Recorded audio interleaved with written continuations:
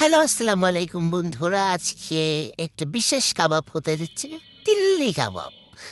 তো আজকের এই যে তিল্লি কাবাবগুলো হচ্ছে আমাদের আনাড়ি হাতের মশলার মধ্যে মাখানো হচ্ছে।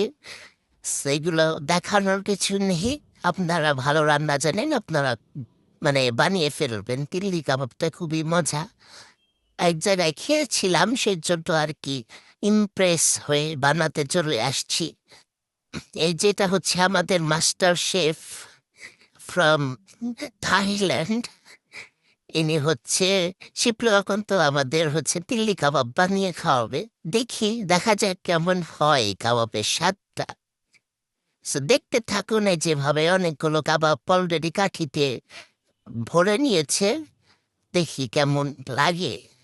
এখন হচ্ছে এই কাবাবটা আমরা ওভেনে ফ্রাই করব। আমাদের এখানে আগুন নেই, আমরা আনাড়ি, তো এই জন্য নতুনভাবে বানাচ্ছি। কিরকম হয়েছে জানি না, এখনো খাবো তারপর।